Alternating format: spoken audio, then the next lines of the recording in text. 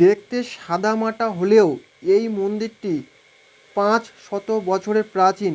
বাগবাজারের সিদ্ধেশ্বরী কালী মন্দির রবীন্দ্র সরণির ট্রাম রোডের পাশেই কুমোরটুলির কাছেই অবস্থিত, যা উত্তর কলকাতার একটি প্রাচীন মন্দির এবং স্থানীয়দের কাছে গিন্নিমার নামে পরিচিত।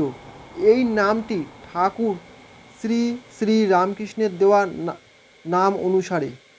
কথিত আছে, কালীবর নামে এক সন্ন্যাসী এই স্থানে দেবী কালীর দর্শন লাভ করেন এবং দেবীর আদেশ পাওয়ার পরই এখানে মন্দির প্রতিষ্ঠিত হয়।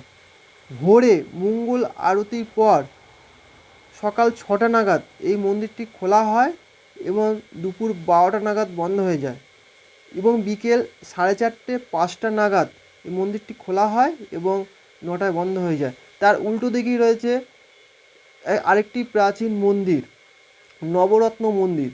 এই মন্দিরটিও বেশ প্রাচীন এবং এটি কলকাতা পৌর নিগমের পক্ষ থেকে হেরিটেজ তকমা পেয়েছে। আচ্ছা, সিদ্ধেশ্বরী মন্দিরের লাইনেই রয়েছে আরেক প্রাচীন মন্দির, রাধা মদন মোহন জিউ মন্দির। এই মন্দিরটিও বেশ প্রাচীন এবং এই মন্দিরকে কেন্দ্র করে অনেক অলৌকিক কাহিনী আছে।